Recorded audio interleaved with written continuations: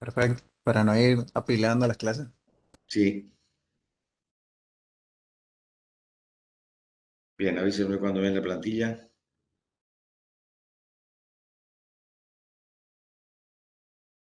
Ahora se ve. Ahí se ve. Profe,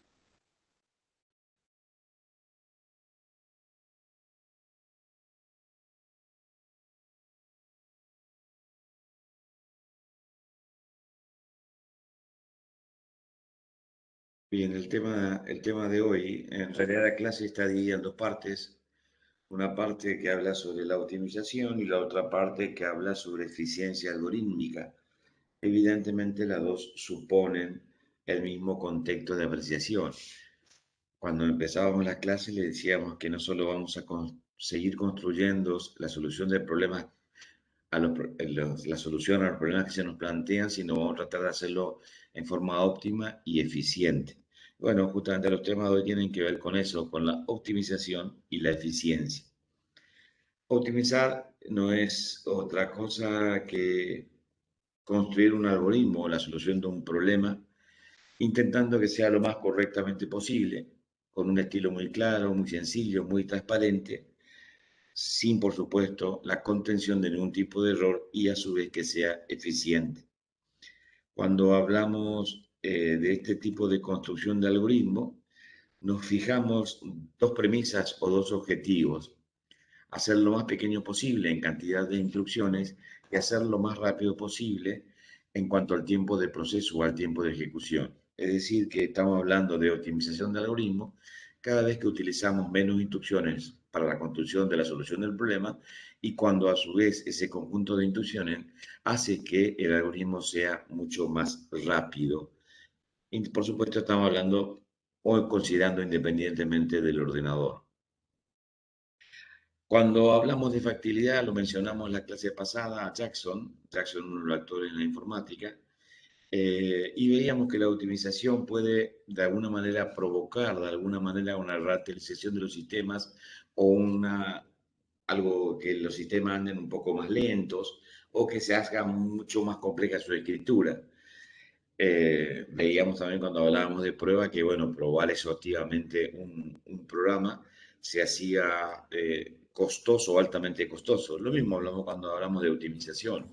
Cuando intentamos optimizar un programa que funciona, al tratar de hacerlo más óptimo, por supuesto, podemos agregarle más artilugios de alguna manera que hacen que de alguna manera eso implique un poco más de costo en cuanto a tiempo o en cuanto a dinero.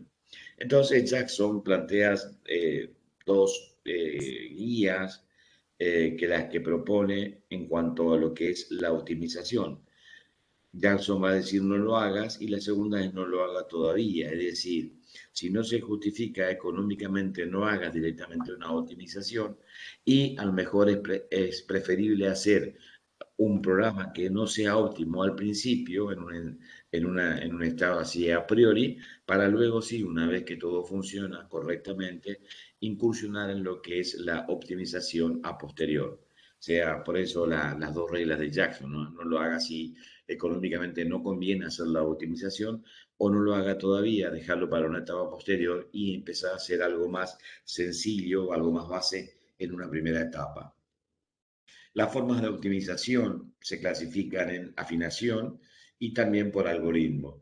Cuando hablamos de afinación estamos hablando de alguna modificación en cuanto a la utilización de los bloques o segmentos de programas, asignaciones de memoria intermedias, y cuando hablamos de afinación, ya sea, perdón, optimización por algoritmo, estamos diciendo que allí introducimos algunas alternativas que tengan que ver con, por ejemplo, cambios en las estructuras de datos. Esa sería, por ejemplo, una optimización. Ustedes saben que si yo ingreso tres variables y comparo y quiero detectar cuál es el mínimo, no es lo mismo que ingresar 10 variables y comparar cuál es el mínimo. Para ingresar 10 o más variables, a lo mejor la estructura que más se adecua es un arreglo. Entonces ya ahí le estamos agregando un cambio de estructura al problema a resolver y eso ya implica optimización. A veces también logramos mucha optimización con el manejo de tablas. Vamos a ver la clase próxima pasada, la próxima que viene, perdón, sobre una optimización en el manejo de tablas para lograr una mejor eficiencia en un problema a resolver de un problema de cambios en una compra en un supermercado. O también, como por ahí, cualquier tipo de artilugio matemático que incorporemos puede redundar en una optimización.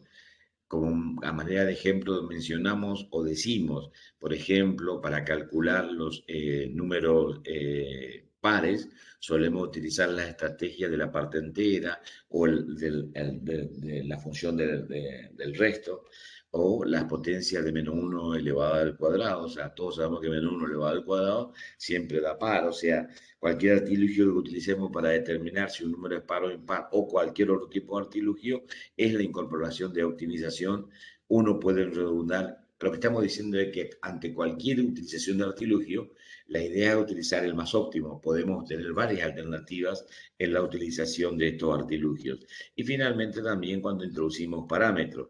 Por ejemplo, para determinar la longitud de los arreglos, cuando hablábamos, por ejemplo, de estructuras estáticas, cuando veíamos el tope, la cima, etcétera, estamos introduciendo parámetros para hacer más rápido y más óptimo de alguna manera el algoritmo. Fíjense ustedes, por ejemplo, si no tenemos la variable tope, si no utilizamos el artilugio de la utilización de una variable tope como parámetro, tendríamos que recorrer todo el arreglo y determinar cuál es la última ubicación que tiene contenido para saber cuál es el tope. Sin embargo, si a medida que vamos cargando, vamos generando una variable del tipo tope, ya tenemos solucionado el problema y en cualquier momento podemos decir cuál es el tope de la raíz. Entonces, también una manera de introducir optimización es utilizando parámetros.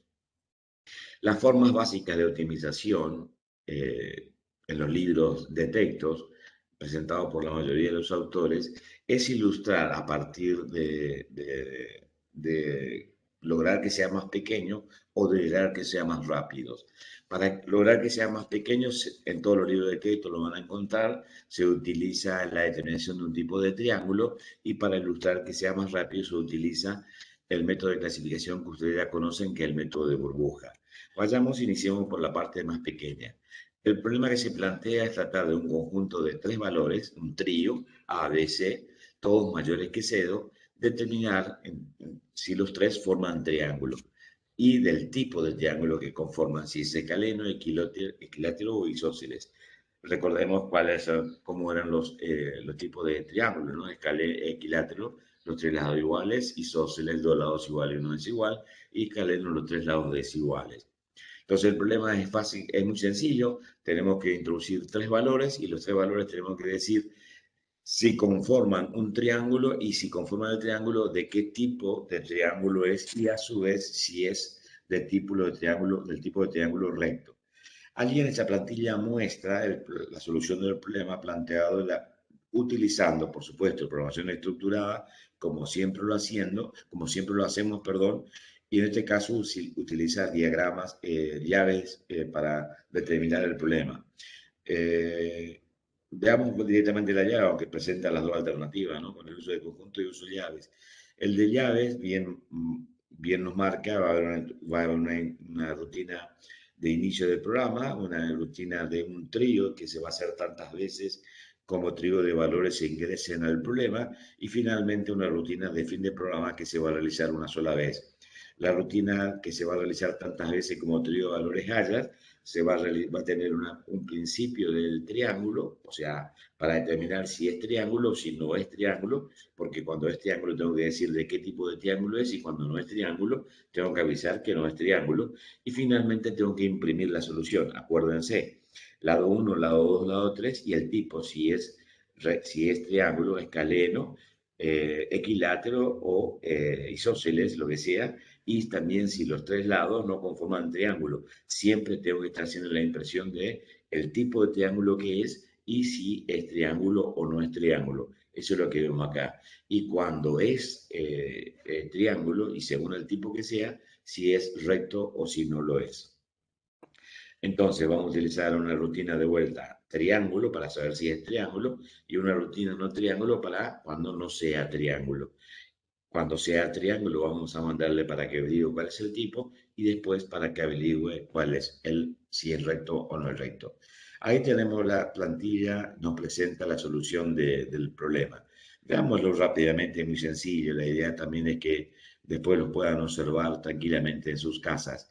Comienza, va a principio del programa. En principio del programa hace una impresión de los títulos, va a la rutina leer, allí ingresa los tres valores, el trío de valores, luego vuelve donde fue llamado, principio del programa, aquí vuelve donde fue llamado, que es la rutina, el llamado a la rutina del principio del programa, y le pregunta, esos tres valores que ingresaste es el último. Mientras no sea el último, vaya a hacer la rutina un trío. En la rutina un trío, lo primero que averigua es triángulo. Para averiguar si es triángulo, utiliza el artificio que la suma de dos lados cualesquiera del triángulo es mayor que el tercero. O sea, A es menor que B más C, o B es menor que A más C, o C es menor que A más B. Por cualquiera de los no va a ser no triángulo, y por supuesto cuando complementa los sí va a ser triángulo. O sea, lo que está partiendo ahí de un axioma del álgebra que dice que la suma de dos lados cualesquiera es mayor que un tercero, y ahí sabemos que es triángulo. Ya sea triángulo, un trío, o sea, vaya, no vaya al triángulo o a no triángulo, después en ambos casos va a imprimir y a leer otro trío de valores. En el caso de que sea no triángulo, el caso más sencillo, o sea, por el lado que salga de no, ¿qué hacemos? Movemos la constante a la variable, la variable tipo mueve la constante, no es triángulo, y a la variable recto movemos el espacios en blanco. Y luego venimos a imprimir esos datos. ¿Qué se van a imprimir? El lado A, el lado B, el lado C, el tipo y recto, las variables tipo y recto. En este caso, tipo va a decir no triángulo y recto va a estar en blanco. ¿Por qué? Porque viene de la rutina no triángulo. Si va de la rutina triángulo, en la rutina triángulo vemos que llama a la rutina tipo y luego llama a la rutina recto. En la rutina tipo llama a una serie de instrucciones que son del tipo bifurcacional, y lo que hace es preguntar para saber si es el tipo. Tenemos que averiguar si los tres lados son iguales para saber si es equilátero, si dos lados son iguales para saber si es isósceles, o si los tres son distintos para saber si es escaleno.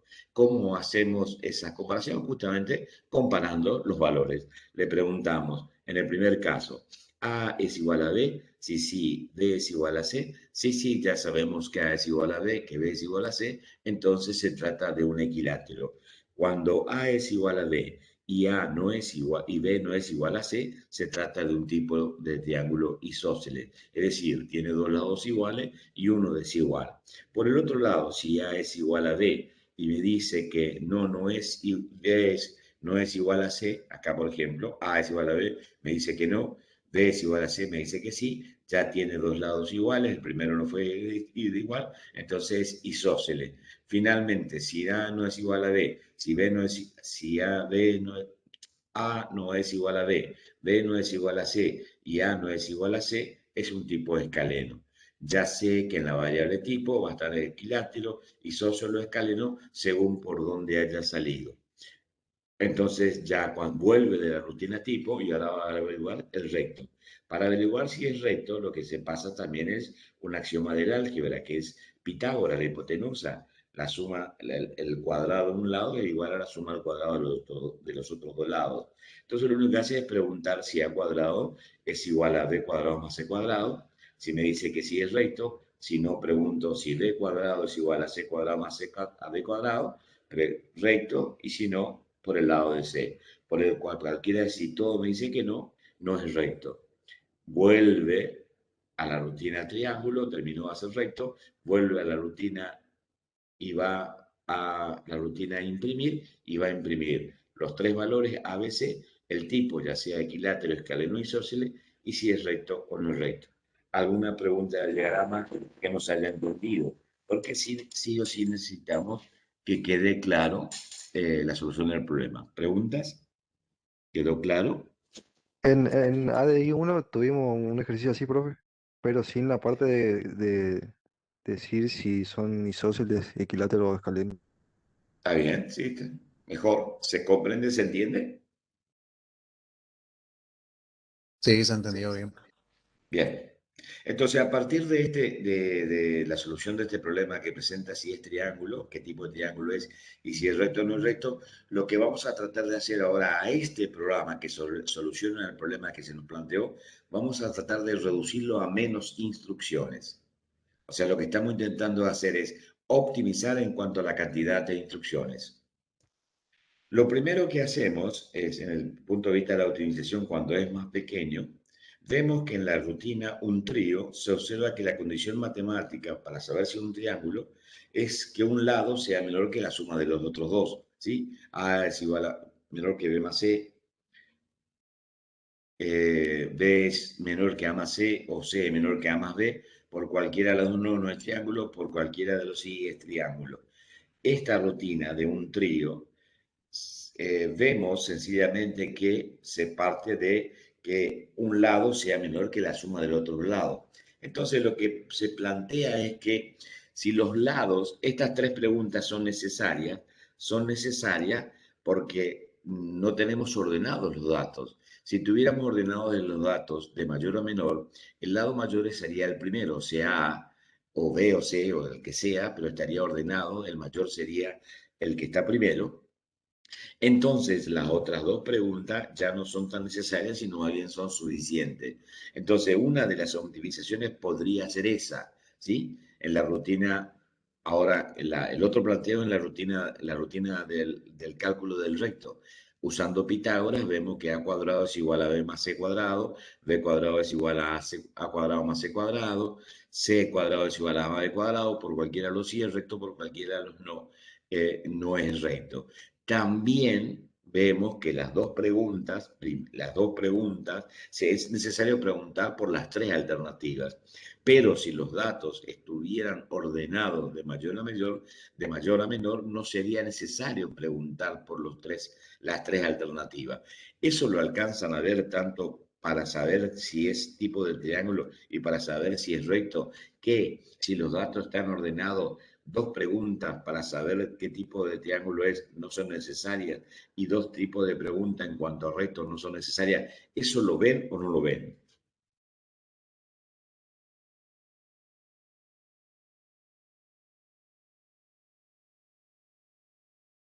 Lo entendí muy bien, profe.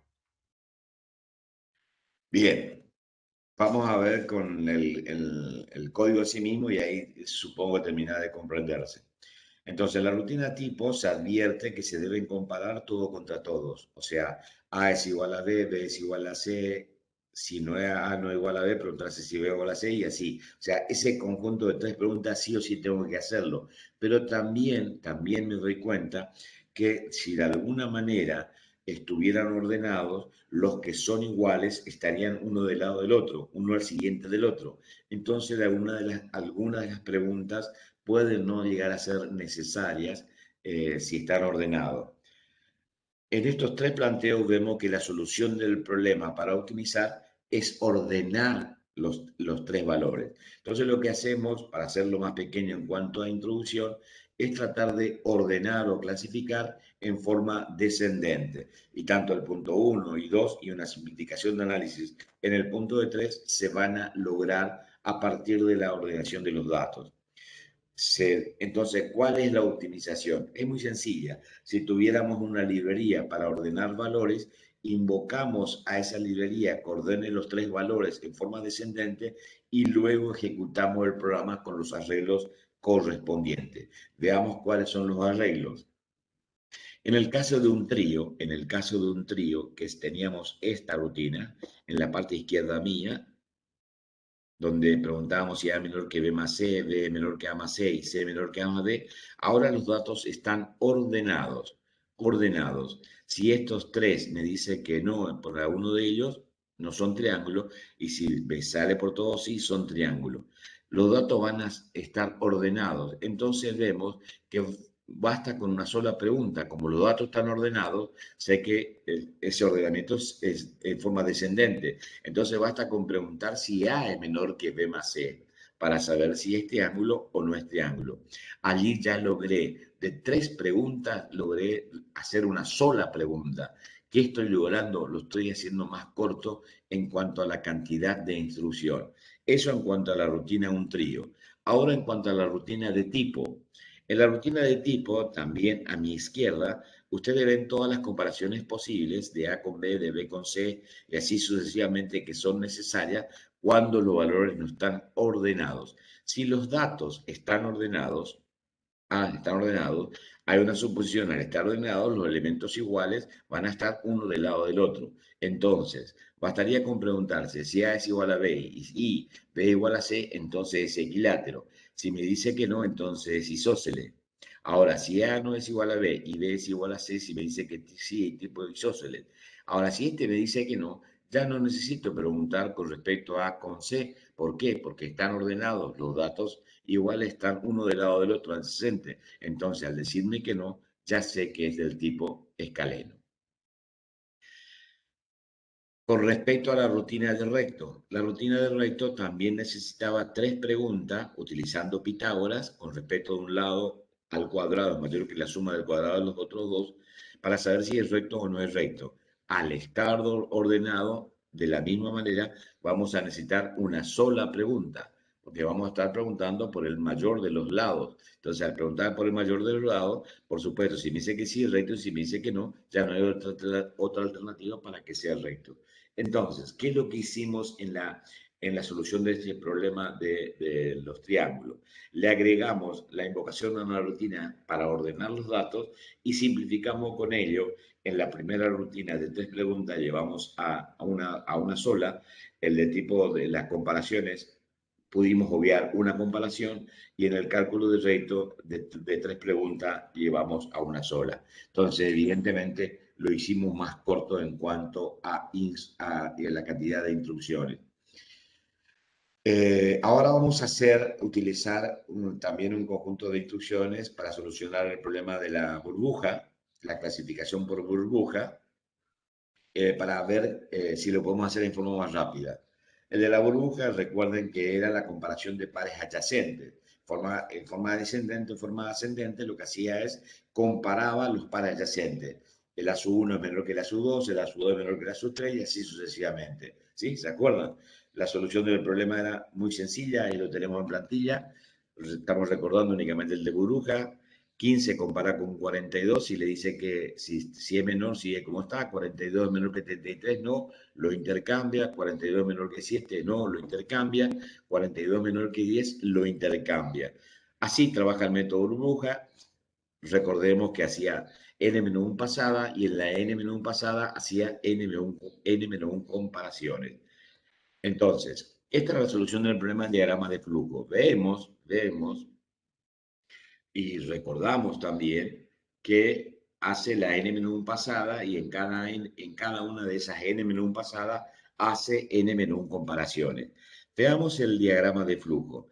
Ingresamos el valor de la cantidad de elementos que va a tener el array, leemos cada uno de esos n elementos, inicializamos la variable j en 1, que va a ser el contador de comparaciones, el i igual a 1, que va a ser el contador de pasada, diríamos, y luego empezamos a hacer el for de for.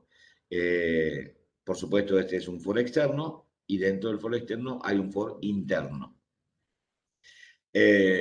Primero pregunta si el a sub i más 1 es mayor que el a sub i. Si me dice que sí, intercambio, utilizo una variable auxiliar. Ustedes conocen bien el artilugio que se hace.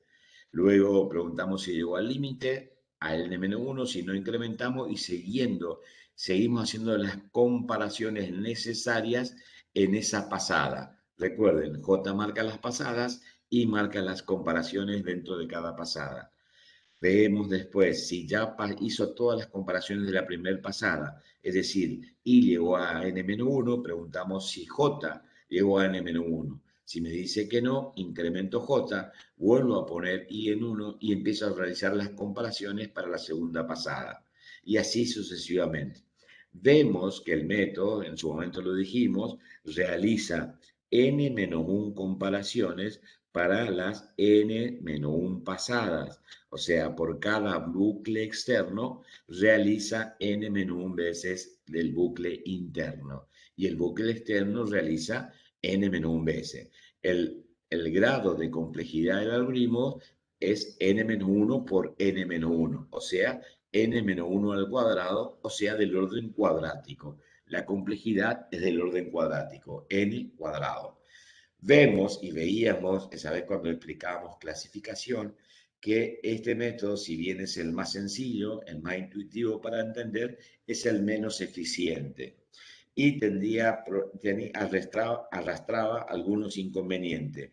Uno de los inconvenientes que arrastraba era que el vector podía ya estar ordenado y sin embargo seguía realizando las comparaciones y las pasadas sucesivas hasta terminar de realizar todas las pasadas del vector.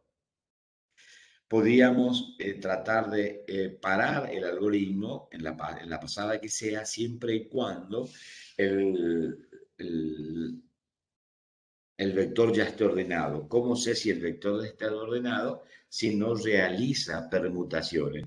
Entonces, la primera optimización que puedo hacer es agregarle un contador de permutación. Es decir, cada vez que realizo una permutación, es decir, que si el elemento ASU1 no es menor que el ASU2, ahí hay un intercambio. Eso es una permutación. Y ahí va a contar 1. Entonces, cada vez que cuenta, o sea, cada vez que existe al menos una permutación, sé que el algoritmo se tiene que ejecutar de vuelta en esa pasada. Entonces, ¿cuál es la optimización? Tratar de detectar en el algoritmo cuando se hacen esas permutaciones.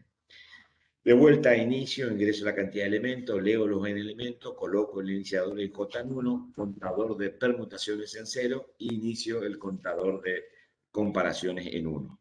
Averiguo si los elementos adyacentes están en orden y si no, hago el artilugio de el intercambio entre el ASUI y el ASUI más 1 utilizando una variable auxiliar. Cada vez que realizo este artilugio del ASUI al ASUI más 1 y del ASUI al auxiliar, cuento el contador de permutaciones más 1. Entonces le pregunto después, ¿llegó a la cantidad de comparaciones de esa pasada, al límite? Si me dice que no, incremento y así sucesivamente. Si entró alguna vez por este camino, es decir, si realizó alguna permutación, cuando pregunto si llegó al límite el contador de comparaciones, le pregunto, ¿hiciste alguna permutación? El contador de permutaciones está en 0. Si me dice que no, quiere decir que hizo una permutación. Entonces, le pregunto si llegó al límite la cantidad de pasadas y me dice incremento el contador de pasadas y vuelvo a iniciar. ¿Por qué? Porque hizo alguna permutación.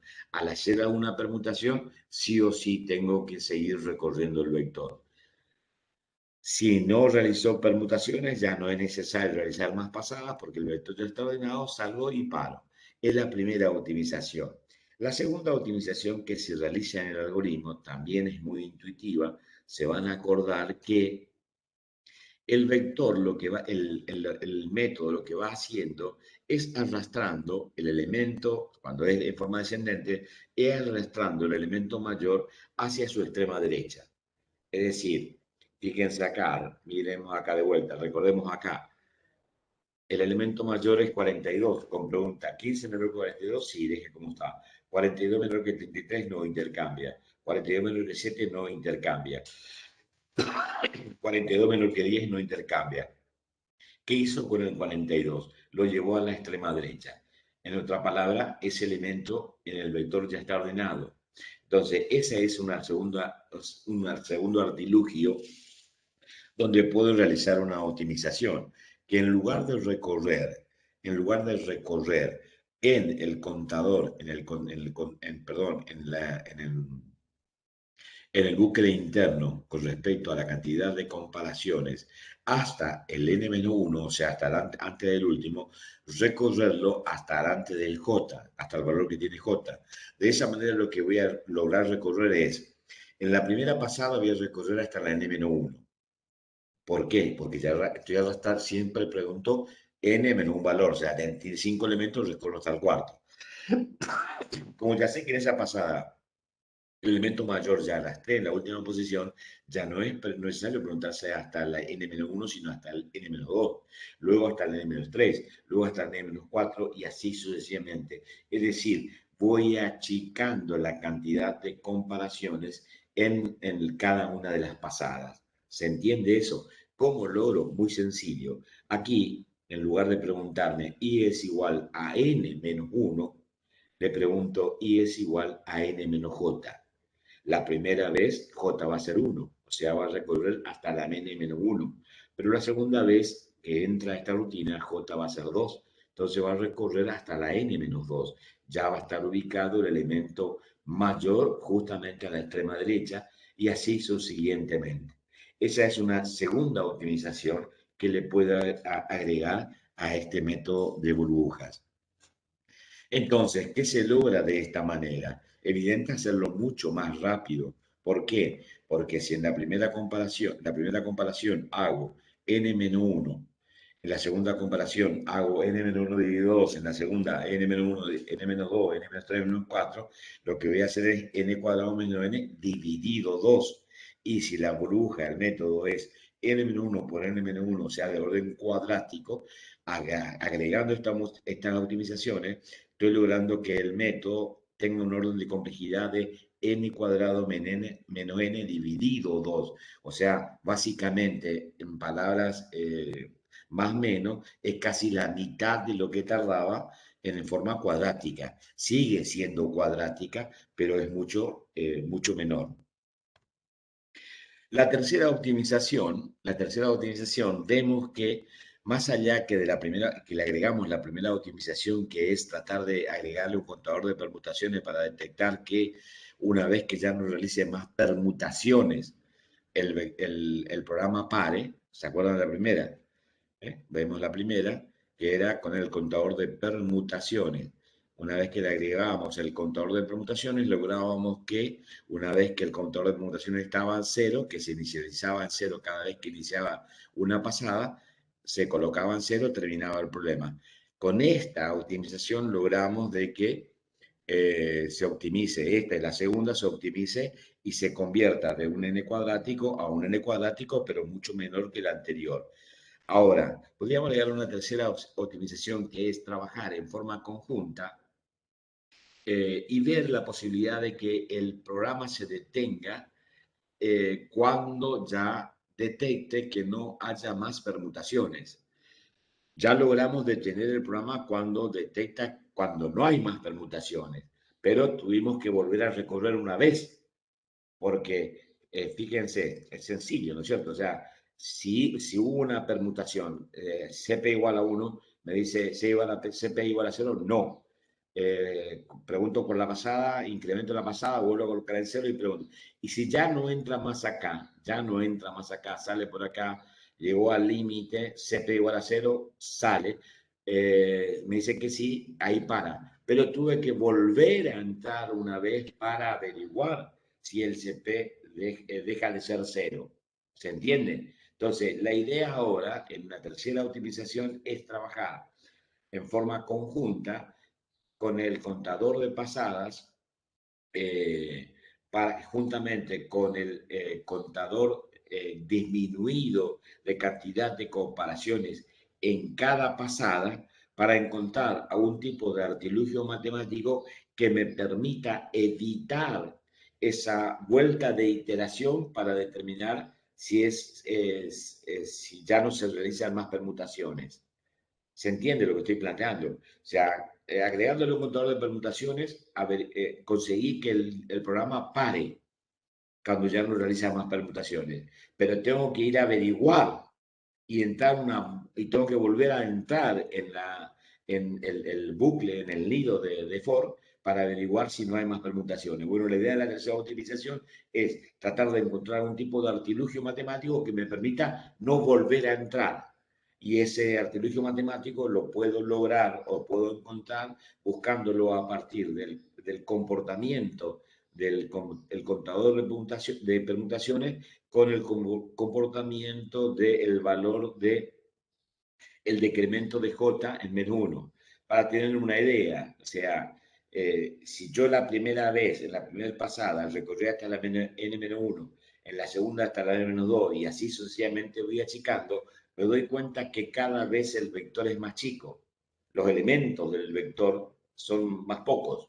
y trabajando en forma conjunta con el contador de permutaciones, puedo encontrar algún tipo de artilugio que me determine no necesariamente volver a entrar al nido del for para averiguar si hubo o no permutaciones. La cuarta optimización se basa fundamentalmente en lo que es la aplicación de lo que se conoce como el método de la sacudida o método alternado. Ustedes saben que el vector se puede ordenar de izquierda a derecha o de derecha a izquierda. Bueno, la idea es hacerlo en forma conjunta.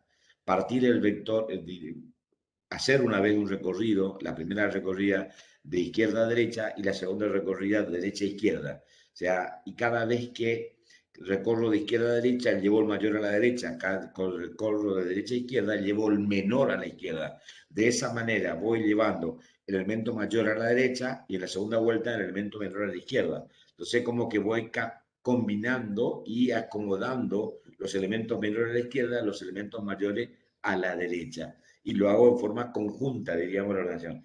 Así también, de alguna manera, intuitivamente me doy cuenta que voy a tardar mucho menos que ordenando únicamente de izquierda a derecha o de derecha a izquierda.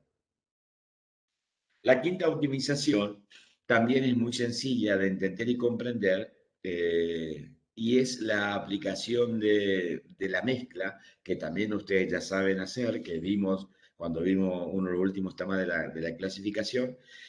La idea es la siguiente: si tengo un solo vector, la idea es partir en dos vectores, O sea, un solo vector de 10 elementos va a tener una X cantidad de comparaciones, pero si yo divido ese vector en dos vectores de 5 elementos, cada uno de ellos va a tener mucho menos comparaciones. Entonces, la idea es minimizar la cantidad de comparaciones dividiendo el vector en dos partes y luego con los dos vectores o ya ordenado, mezclar los elementos ordenados. ¿Se entiende la idea? Sí, profe. Bien. En el abstracto partamos. Yo tengo un vector, fíjense acá la partida de abajo, la aclaración en los números para ver si se comprende mejor.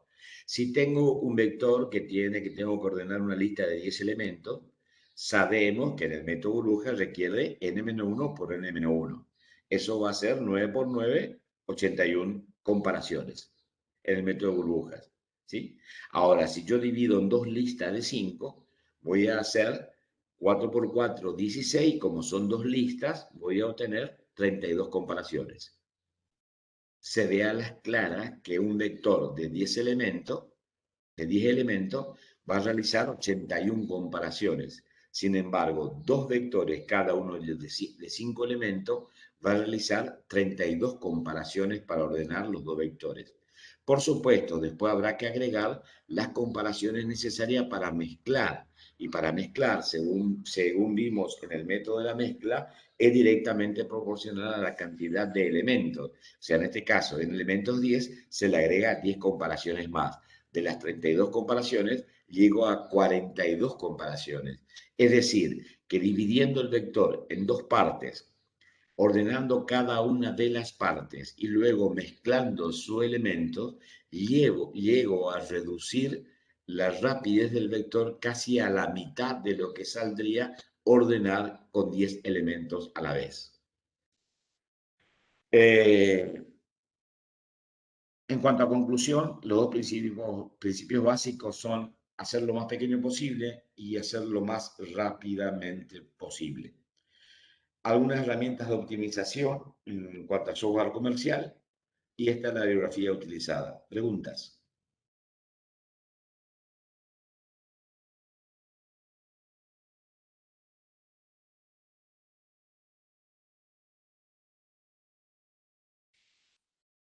¿Preguntas? Por el momento creo que ninguna. Bien.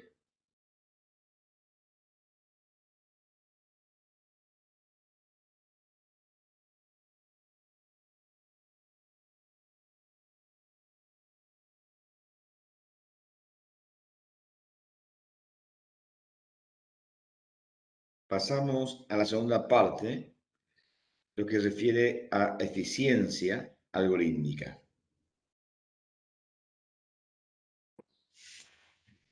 me avisan cuando ven la plantilla.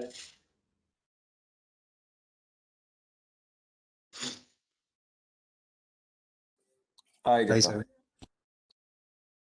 Bien, acá en eficiencia algorítmica es un tema muy interesante, muy... por allí alguno de ustedes le presenta algún tipo de inquietud al tema. A mí me gusta mucho estos temas. En realidad estamos buscando darle más espacio dentro de la asignatura a estos temas propiamente dichos. Y acá también tienen un campo de acción muy amplio para lo que sea el trabajo final de carrera.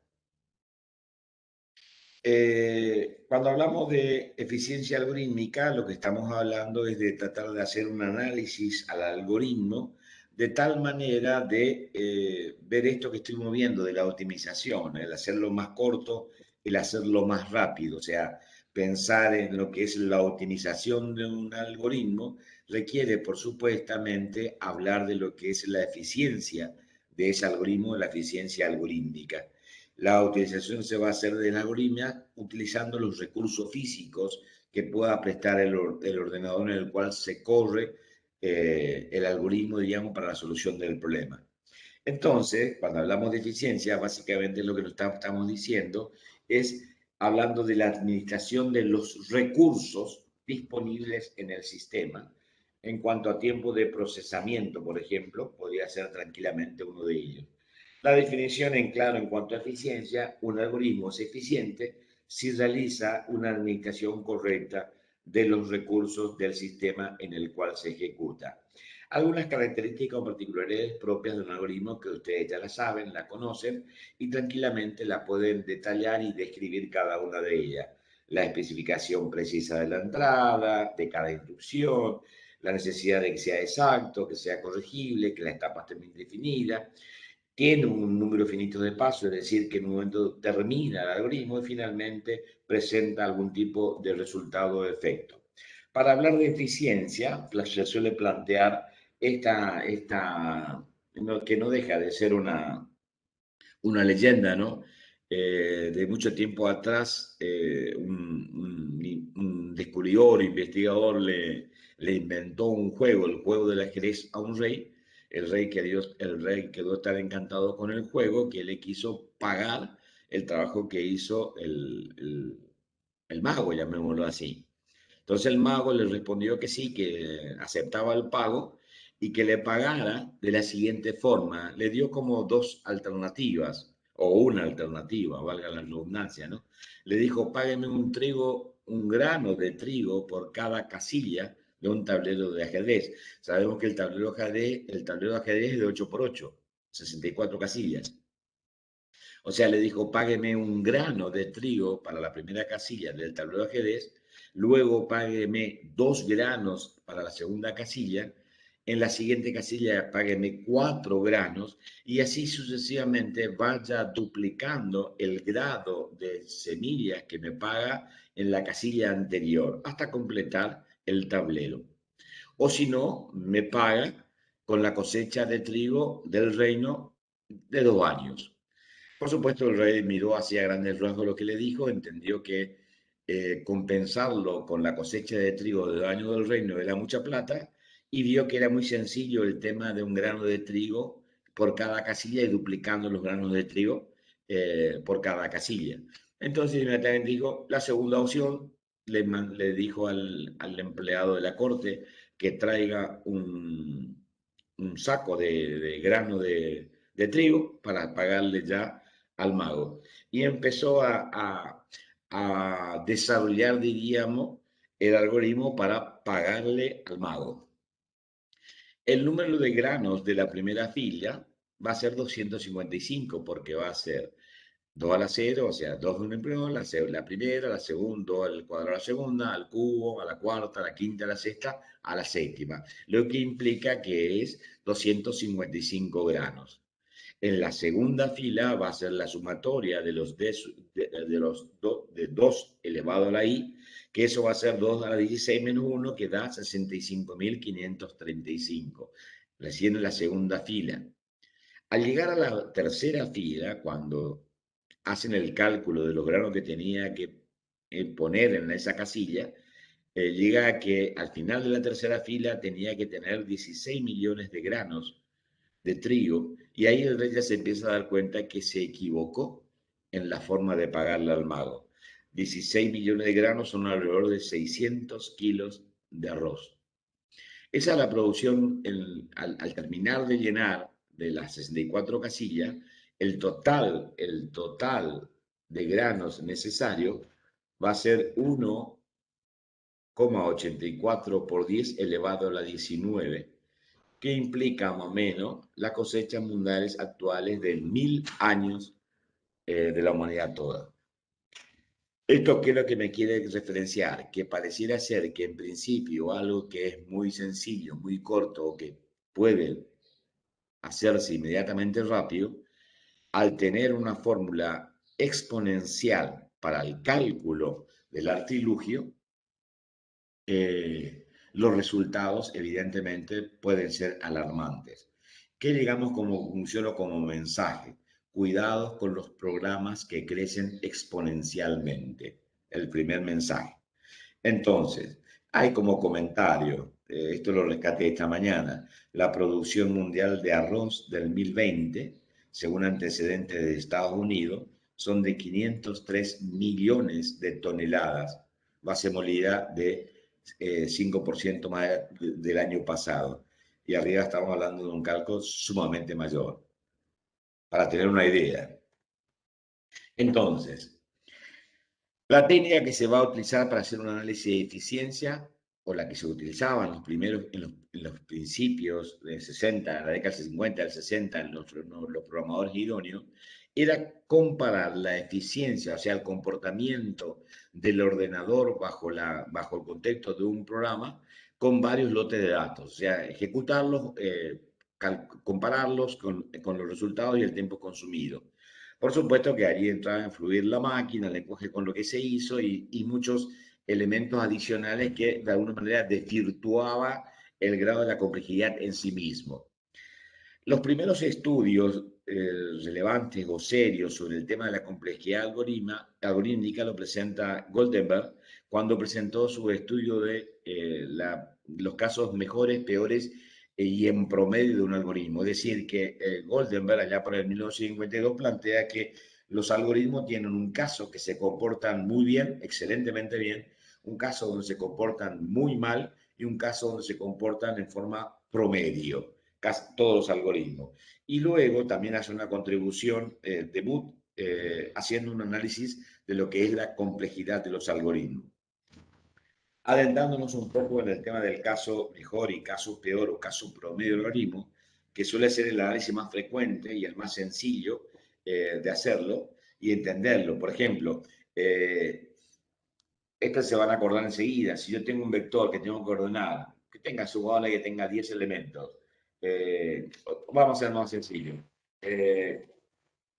Si tengo que hacer una búsqueda de un elemento determinado de un vector, los elementos no están ordenados, ¿cuál sería el caso peor del caso mejor y el caso promedio? El caso mejor, por supuesto, es aquel que pregunto, comparo con el primer elemento del vector y me dice que son iguales. Listo, hice una sola comparación y ya lo encontré. Ese es el caso mejor. ¿Cuál es el caso peor? El caso peor es aquel que recorra los n elementos del arreglo y lo encuentre o lo encuentre al final o no lo encuentre. O sea, yo tuve que recorrer todos los elementos del arreglo para decir si está o no está. Y el caso promedio, por supuesto, es la mitad de los elementos en promedio. Eso es básicamente el caso mejor, el caso peor y el caso promedio. Entonces lo que hacemos es estudiar una función de dependencia entre el tamaño n del problema y el número de pasos elementales del algoritmo.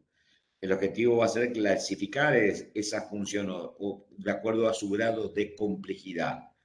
Hay dos constantes que tienen que ver mucho para determinar la complejidad algorítmica: las constantes multiplicativas y las constantes aditivas.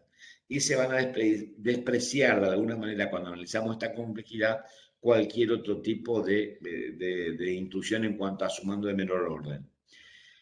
Entonces, ¿qué es lo que queremos decir? Fíjense ahí abajo. Si tenemos una función como esta f de n, que es igual a 10n cuadrado más 32, y una función g de n igual a un medio de n cuadrado menos 123n menos 15, ambas se clasifican de n cuadrado. ¿Por qué? Porque es el grado mayor que hace más complejo el algoritmo, independientemente de los valores multiplicativos o aditivos de menor orden. ¿Se entiende entonces? Es decir, que si en una función aparece un término que es cuadrático y con una serie de constantes, se desprecian las constantes y el grado de complejidad es cuadrático.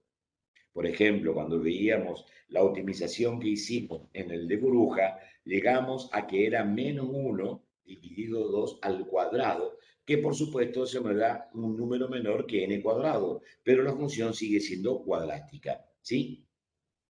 En este caso, la función sigue siendo del orden del n cuadrado. El único factor que va a determinar el costo del algoritmo, o sea, el grado de complejidad, va a ser el tamaño del n. Por eso vamos a trabajar con funciones de lo naturales a lo racionales.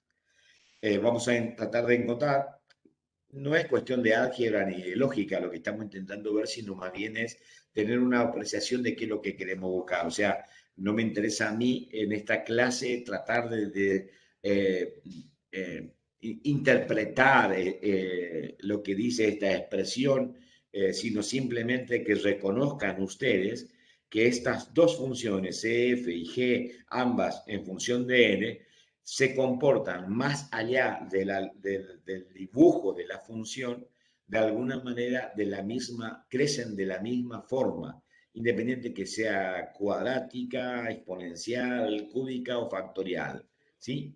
Lo que vemos es que ambas se comportan de la misma manera, crecen de la misma manera. Entonces, no me interesa a mí determinar el dibujo en sí mismo que haga la función o cómo dibujar la función, sino determinar el orden de complejidad de las funciones. Eso es lo que intento determinar. Es decir, en tratar de encontrar una función que se encuadre dentro del grado de complejidad que yo estimo que tiene ese problema.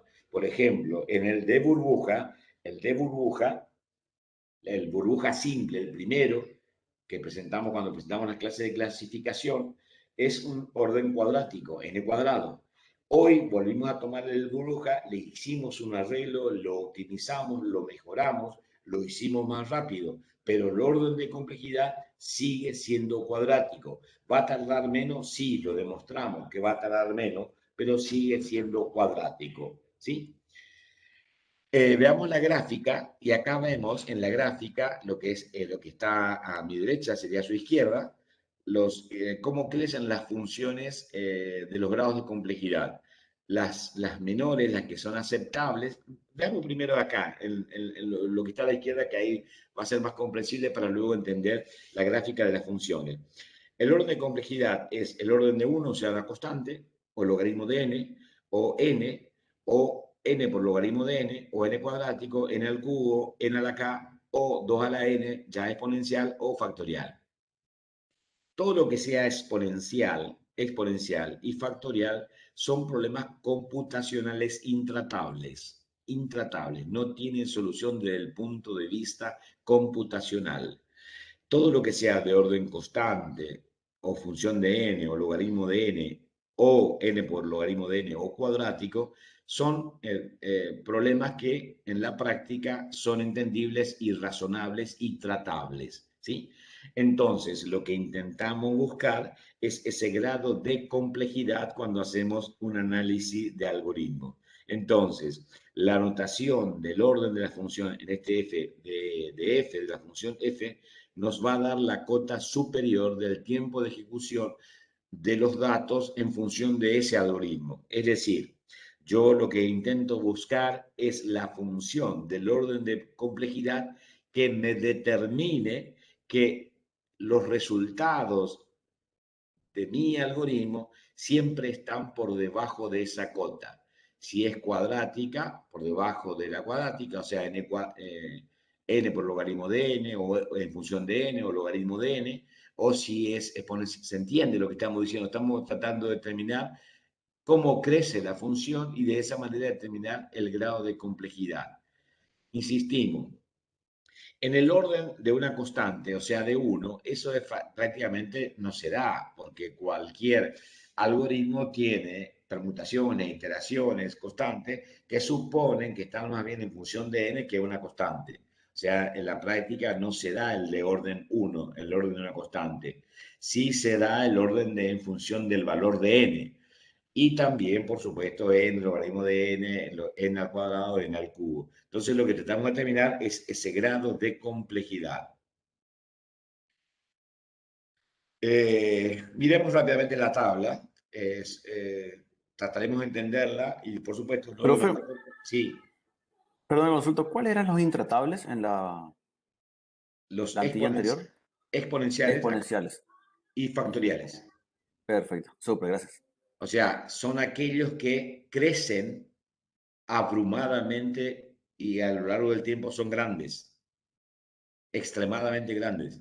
Claro, lo que Lo decía vamos- de los programas que escalen. Exacto. Es lo que sería la que está acá en la gráfica. Fíjense, un logaritmo de n está por debajo de n y está por debajo de n cuadrado, por supuesto. Esto, lo que está acá n cuadrado, sería, por ejemplo, un burbuja. Esto es lo que tarda un burbuja. Esta es la gráfica que hace un orden de burbuja. ¿Sí? Sin embargo, logaritmo de n al cuadrado es el que hace, por ejemplo, una búsqueda binaria. Esta de acá abajo. Es mucho más rápida. O n por logaritmo de n.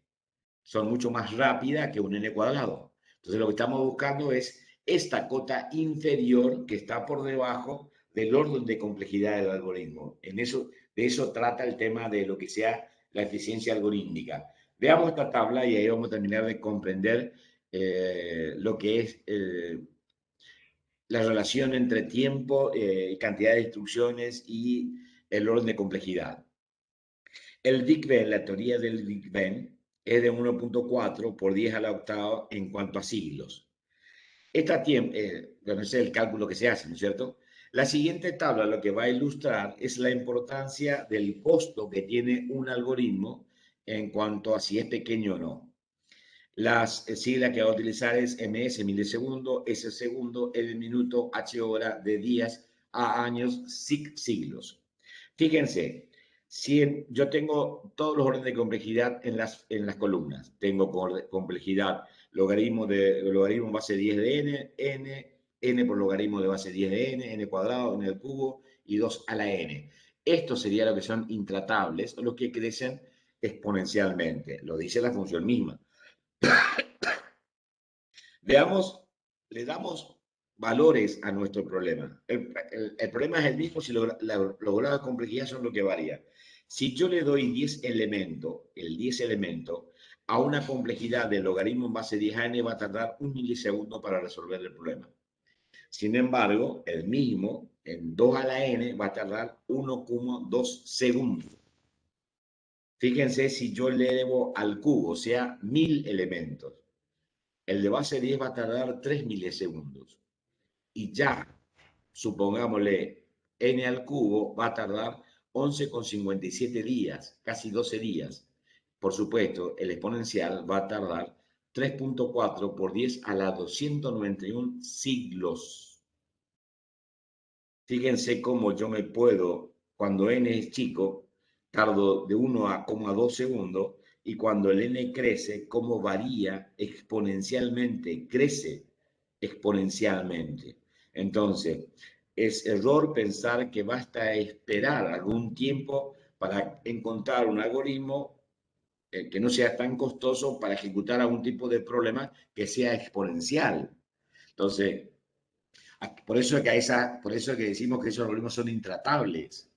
Lo que tenemos que hacer es tratar de reducir ese grado de complejidad, que deje de ser exponencial o factorial para pasar a ser cuadrático o que sea cúbico o que sea a la n, pero que no sea menos a la n, digamos, para que no sea exponencial. Pero encontrarle un grado que me determine que sea de alguna manera tratable. La Profe, misma tabla, ¿sí? ¿Escucho? eso quiere decir que si nosotros analizamos nuestro algoritmo y vemos que es intratable, por así decirlo, sí o sí tenemos que optimizarle. Lo más probable es que cuando te encuentres con un algoritmo que sea intratable, es que siga siendo intratable. Los algoritmos que nosotros resolvemos en la práctica universitaria, lo que te vas a encontrar en tu vida, en tu práctica vida profesional, todos van a ser algoritmos tratables. Todos a lo sumo el grado de complejidad mayor que puedes plantear o presentarte va a ser cuadrático o cúbico o elevado al cubo. Rara vez te vas a encontrar con un problema que presente un grado de complejidad que sea exponencial. Lo que sí se puede dar es que por un artilugio mal utilizado, vos te des cuenta que el tiempo de ejecución de tu algoritmo crece exponencialmente. Evidentemente ahí está mal codificado. Habrá que repensar la codificación en cuanto a la optimización. Pero en el abstracto, en lo esencial, los problemas que resolvemos nosotros son problemas cotidianos, por decirlo de alguna manera. No nos planteamos teoremas, por ejemplo, el problema de la parada, determinar cuándo un programa se termina abruptamente. Entonces, son problemas a resolver que son no computacionales, o sea, que no tienen solución, justamente porque crecen exponencialmente. Sigamos un poquito más. Supongamos que tenemos 6 algoritmos. Ahí están 6 algoritmos con diferentes complejidades. Este es de caso 1 por logaritmo de n, caso 2 por n, caso 3 por n por logaritmo de n, cuadrático, cubo, 2 a la n. Este exponencial es el último. En la primera columna tenemos la misma cantidad de elementos, 100 elementos. Y vamos a suponer que los 6 algoritmos, vamos a suponer que los 6 algoritmos, con cada una de su complejidad, para los 6 elementos, los 6 algoritmos tardan 1 hora. ¿Está claro el planteo? Sí. Vemos ahora qué pasa cuando la cantidad de elementos varía y se va a 200 elementos. ¿Cuántos minutos, por favor?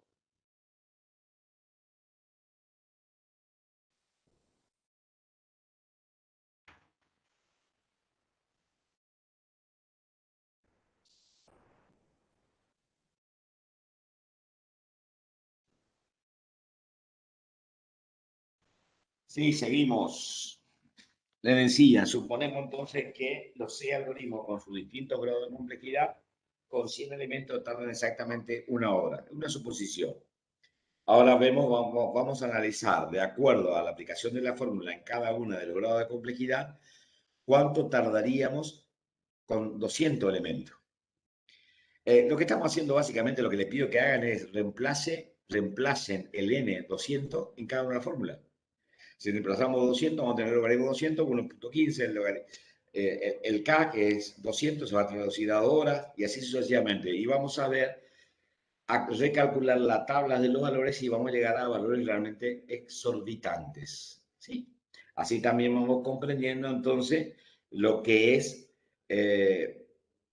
comprender lo que es cuando un algoritmo tiene un grado de complejidad exponencial. El mismo problema. Ahora lo que vamos a hacer es, vamos a duplicar de alguna manera la velocidad del computador. Es decir, acá teníamos 100 elementos y veríamos qué pasaba si le agregábamos 200. Acá vamos a tener los mismos 6 problemas con su grado de complejidad y le vamos a hacer en 1 hora 100 elementos. En 2 horas, si duplicamos el tiempo, ¿cuántos elementos van a tardar? Es decir, hacemos al revés. En lugar de ver el tiempo que va a tardar, vemos la cantidad de elementos que va a tratar en la duplicación del tiempo, porque suponemos que si trata 100 elementos en 1 hora, es suponer que cuando tengamos 2 horas va a tratar 200 elementos. Ese es el planteo que nos hacemos. Bienvenido sea que, de acuerdo al grado de complejidad, bueno, eso no es tan así. Cuando vemos que el logaritmo de n, y ahí nos damos cuenta, ahí fíjense, se dan cuenta bien claro por qué el logaritmo de n, los grados de complejidad del logaritmo de n son buenos. ¿Por qué? Si en 1 hora trató 100 elementos, en 2 horas va a tratar 10.000 elementos. Es uno de los grados de complejidad que mejor se adecua y mejor performance se presenta. Este sí es el que duplica en función del n. Si en 1 hora hace 100, sí, en 2 horas va a ser 200. El n por logaritmo de n. Si en 1 hora hace 100, en 2 horas va a ser 178. Vayamos inmediatamente al bajo, el exponencial, 2 a la n. Si en una hora hace 100 elementos, en 2 horas va a ser 101 elementos, un elemento más que el anterior. Resumiendo, la algoritma se va a ocupar fundamentalmente de encontrar entonces los algoritmos polinomiales para los problemas que son computables, ¿sí? Estos que son tratables son algoritmos polimodiales. 2 al cubo, 2 al cuadrado, 2 a la cuarta, son polinomiales, ¿sí? En ese orden, o sea, orden de complejidad a la constante, a la 1, al logaritmo de n, a la n o a n por logaritmo de n. La primera, o sea, lo que decíamos ahí, el orden constante o el orden de complejidad de 1 no es posible por la gran mayoría de los problemas porque su naturaleza búsqueda o recorrido siempre tiene un conjunto de instrucción. La segunda incluye algoritmos excepcionalmente buenos, o sea, todo lo que sea algoritmo a la n, al n o n por logaritmo de n, realmente son algoritmos que tienen un comportamiento adecuadamente o relativamente bueno. Las otras un poco se comportan un poco más de acuerdo a la iniciativa de los usuarios no informáticos intuitivamente. O sea, el tamaño del fichero a comprimir se hace doble o triple, se espera que el tiempo de comprensión se duplique o se triplique, lo que decíamos acá. Si trato en una hora 100 elementos, lo más probable, lo que pienso es que con 100 elementos voy a tardar 2 horas, o al revés. Si en una hora hago 100 elementos, en 2 horas voy a hacer 200 elementos y puedo hacer más elementos o menos elementos. Acá se ve también una gráfica que ya es la que estaba anteriormente, bueno, el orden de una válvula constante, que es la que por ahí en la vida real no se presenta, el logaritmo de n, el n por logaritmo de n, el n cuadrático, el logaritmo de n cuadrático por logaritmo de n exponencial de n y más, o sea, factorial. Los que están por debajo del exponencial y el factorial son los que realmente son los intratables. El crecimiento del logaritmo cuando es polinómico, sea cuadrático, al cubo, al cuadrado, etcétera, cuando valores son normal, al inicio, diríamos, se comportan, crecen en la misma proporción, diríamos, y cuando nos alejamos los valores en el tamaño de n, van variando y van creciendo más ajustado al orden de complejidad que presenta cada función. Fíjense, bueno, otra tabla de comparación del crecimiento exponencial o factorial. Si imaginamos un microprocesador que pueda realizar 1000 instrucciones por nanosegundo, en un segundo ejecuta 10 a la 12 instrucciones. ¿Cuánta va a ejecutar cuando n50, n60 o n100? Fíjense la última, para n igual a 100, cuando el grado de complejidad es exponencial, va a tardar esta cantidad de millones de años. Necesitamos que sea fácil de entender, codificar y depurar cuando hablamos de eficiencia y exactitud y que consiga la mayor eficiencia con los recursos de la computadora. Entonces, la eficiencia de un algoritmo es la propiedad mediante la cual el algoritmo debe alcanzar la solución al problema en el tiempo más corto posible, utilizando la cantidad más pequeña posible de recursos físicos y que sea compatible con su exactitud y su corrección. Algunos conceptos de algoritmia. Tiempos de eficiencia, un algoritmo que ya lo vimos, lo mencionamos, lo recordamos de vuelta en el tiempo de ejecución y el uso de memoria, es decir, hacerlo más pequeño en cantidad de instrucciones y hacerlo más rápido y más eficiente en el uso de la memoria. Entonces, básicamente en los algoritmos hay dos operaciones elementales. Lo que vamos a tratar de buscar, lo que vamos a hacer es cómo a partir del código encontramos el grado de complejidad. Fíjense que en el burbuja, así también en todos los métodos de ordenación, fuimos averiguando los grados de complejidad. Así detectamos y entendimos y comprendimos claramente. ¿Alguno tiene prendido el micrófono? Por favor, que lo apague, lo mute. Decíamos el algoritmo de burbuja de eras n-1 pasada y en cada n-1 pasada hacía n-1 comparaciones. Entonces, el grado de complejidad de ese algoritmo era n-1 por n-1, o sea, n-1 al cuadrado, del orden cuadrático, quedaba claro, no hay nada que agregarle. Ahora, lo que vamos a hacer es encontrar un tipo de medida de cada una de las instrucciones a fin de encontrar esa función de complejidad. Esa es la tarea ahora. ¿De qué estamos hablando? Rápidamente. Si quiero encontrar un elemento, si está o no está en un array. El elemento del array no está ordenado, lo que implica una búsqueda secuencial. ¿Cuál va a ser el peor de los casos cuando entro en este for y comparo si el elemento buscado es igual a uno de los elementos del vector? Que el caso peor va a ser lo que dijimos hoy, se va a ejecutar n veces. O sea, va a recorrer todo el vector para decirme, ¿lo encontré al final o no lo encontré? Si cada elemento de la raíz es único, o sea, si hago for de for, o sea, dentro de un for está otro for, lo que voy a hacer es esto es lo que decimos, por cada for externo hago tantas veces el for interno. Entonces el grado de complejidad va a ser n por n-1 dividido 2, ¿sí? A otras, tener en cuenta el incremento del paso del ciclo, acá arriba. En los anteriores siempre se incrementaba da 1, ¿sí? En este se incrementa da 2, o sea, el I va incrementándose da 2. También es tengo que considerar cuando, para medir el grado de complejidad. ¿Por qué? Porque esto va a tomar los valores 1, 2, 4, 8, 16 y 2 por K.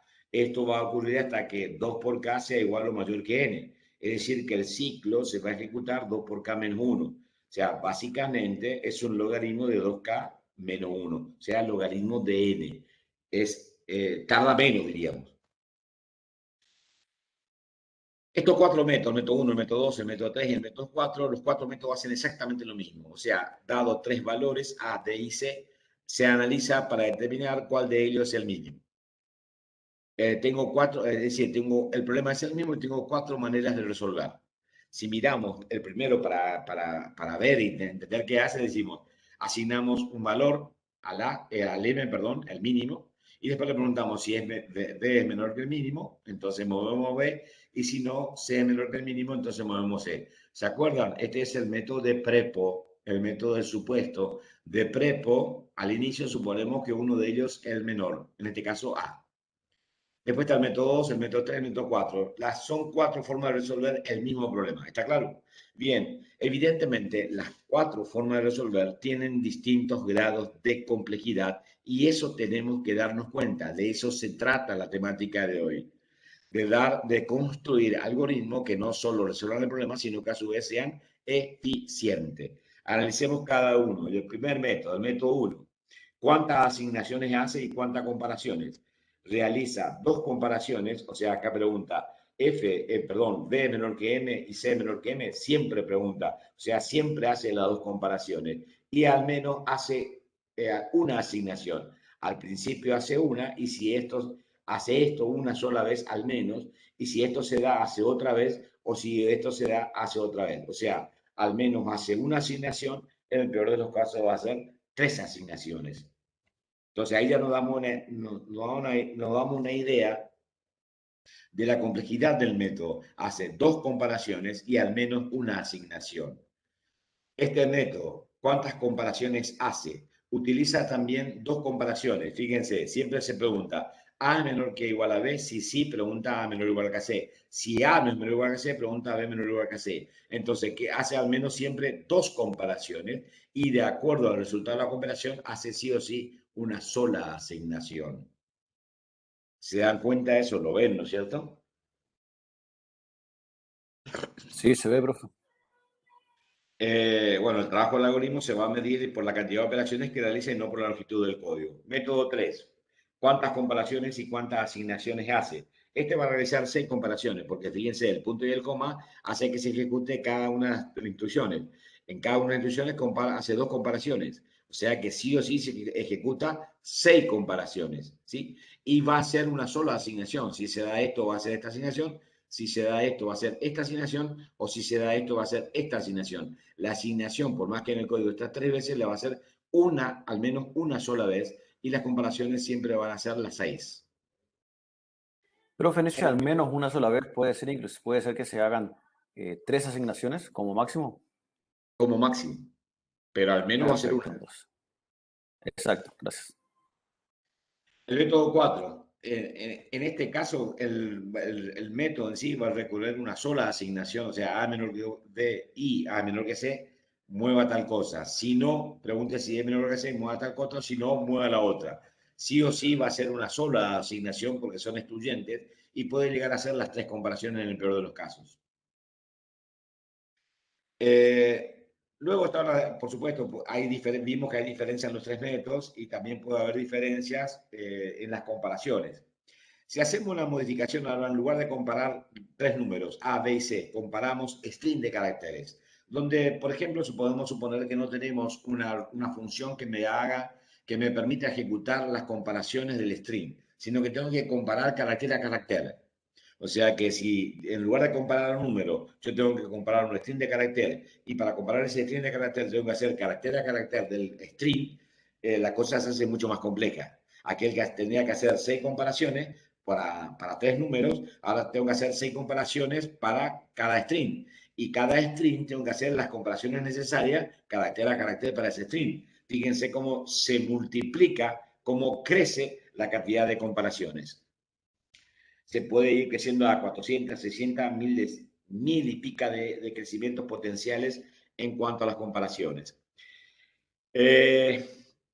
Si en lugar de hallar el menor de 3 strings se le quiere hallar el mínimo de string con n grande, el método 3, este método va a implicar, dice, comparar cada uno de los elementos con el restante. O sea, este elemento lo que hace es compara A menor que B y A menor que C, asigna, B menor que A, B menor que C, asigna, C menor que A, C menor que B, asigna. Y sin embargo, el método 1, el método de prepo, supone que uno es el menor y hace las dos comparaciones. El método 3 vemos que va a requerir más tiempo que este método 1, ya que el método en sí mismo realiza más comparaciones, ¿sí? Este método, diríamos, el método 1 aparece como que es el más fácil de implementar y el más fácil de generalizar. Entonces, lo que vamos a intentar a partir de esto, que a partir de las comparaciones y las asignaciones, vemos que puede llegar a ser una medida intrínseca para poder medir la complejidad del algoritmo. Entonces, partiendo de eso, vemos que el método 4, A menor o igual a B y A menor o igual a C, entonces mueva A M, o si no, else, B menor o igual a C, mueva B a M, o si no, mueva C a M. Si bien este método 4 en particular no sirve tanto para ilustrar aspectos importantes en cuanto a comparación y en cuanto a asignación, o sea, en cuanto a análisis de algoritmo, sí me va a permitir hacer un análisis que tenga que ver con las comparaciones en que puede variar dependiendo de los datos, de la ubicación de los datos. Vemos que si los valores, según cómo estén acomodados, pueda realizar 2 comparaciones o 3 comparaciones y a lo sumo hasta 3 asignaciones. Y eso hace pensar en un caso donde pueda haber un comportamiento que sea mejor, un comportamiento que sea peor o un comportamiento que sea promedio. Entonces, a lo mejor ahí es necesario también calcular, ahí está el cálculo, si quieren hacerlo ahora esta tarde tomando mate de por medio, de cuál sería el caso de complejidad de comparaciones que realiza el método en el peor de los casos.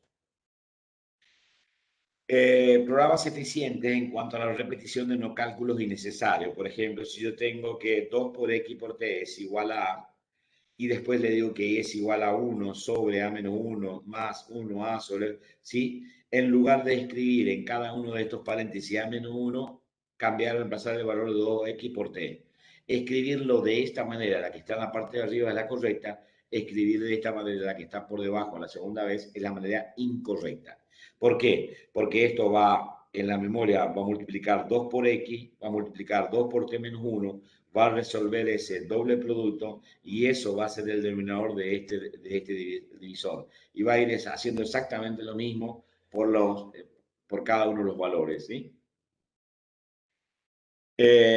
Programas en la misma tesitura. Por ejemplo, si yo tengo que T es igual a X por X por X, Y es igual a 0 y hago un for de 1 hasta 2000, y lo que voy haciendo es que Y igual a I más 1 sobre T a la T menos N, me evito calcular el X por X por X, ¿cuántas veces? 2000 veces, porque ese cálculo está dentro del for. Eso se ve, ¿no es cierto? Esta sería una manera correcta de hacerlo y esta sería una manera incorrecta de hacerlo.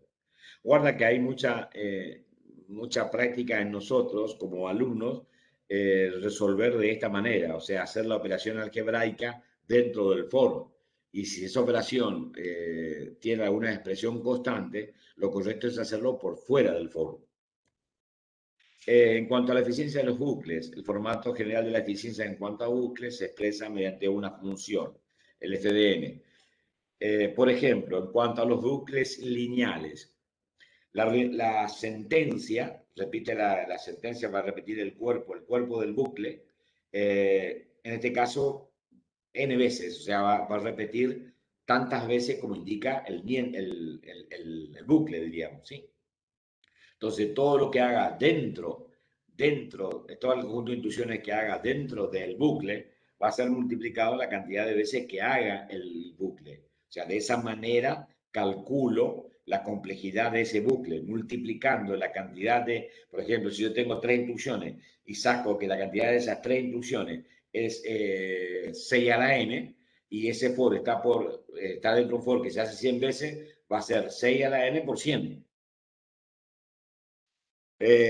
La pregunta, entonces, si lo que estamos en clase todavía, que ya se fueron algunos, pregunta, ¿cuántas veces se repite el cuerpo del bloque en este código?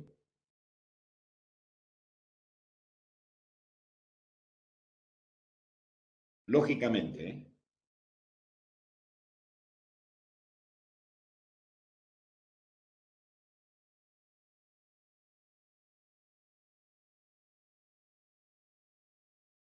N veces. N-1. ¿Otro más?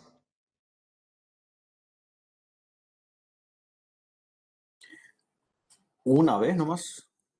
¿Otro más? Las 3 son incorrectas.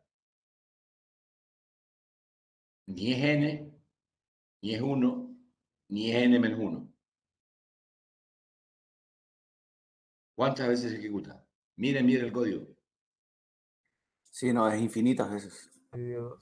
Tampoco es correcta. ¿Cuántas veces se ejecuta? 3 veces. ¿Cuánto? 3. ¿De dónde saca 3 si tengo el valor n? ¿No sabe cuánto vale n? ¿También es incorrecta la respuesta? Va con onda. ¿Cuánto?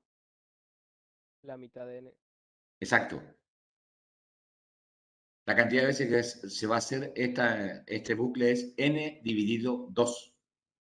La mitad de n. ¿Por qué? Porque i se incrementa de a 2.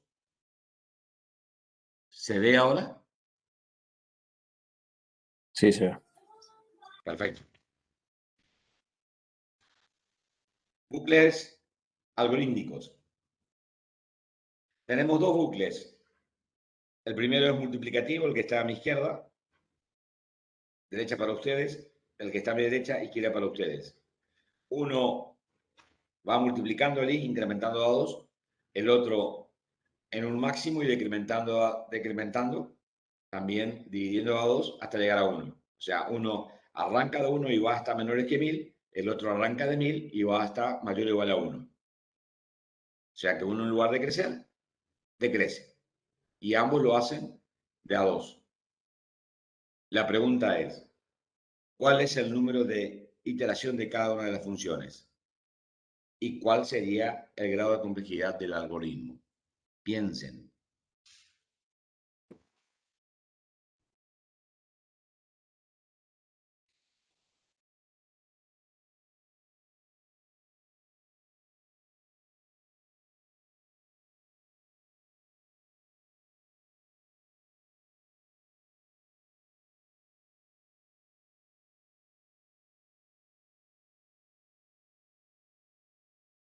Bien, ¿algún moicano?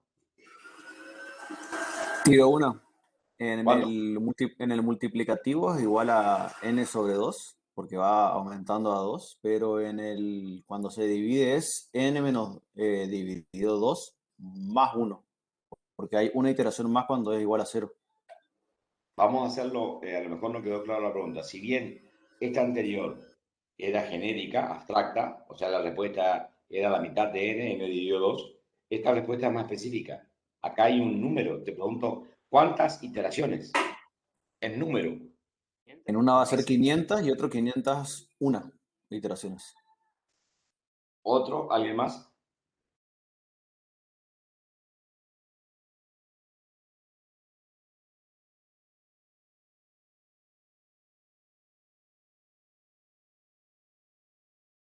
Algunos están pensando por qué el compañero dijo 500. Creo Y que 8. ¿Cuánto? 8. Ahí se 8, pasaría 24, creo. No, no, no. 8 era 256. Serían 10, exacto. más o menos. 10. Las dos ocurren la misma cantidad de veces.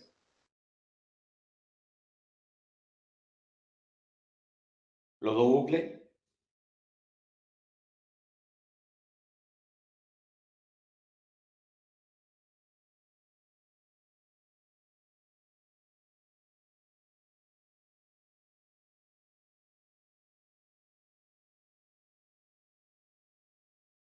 Quiero decir que sí, profe. Sí. Veamos en el primer bucle, el multiplicativo.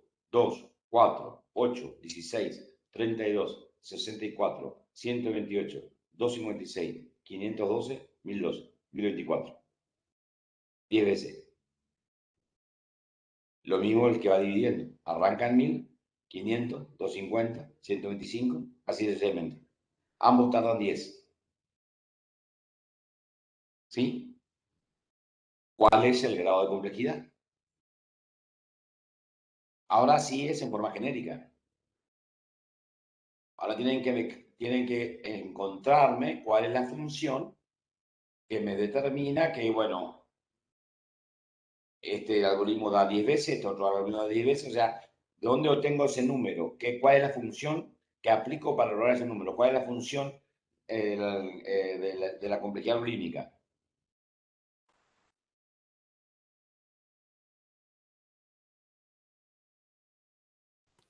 ¿N sobre 100?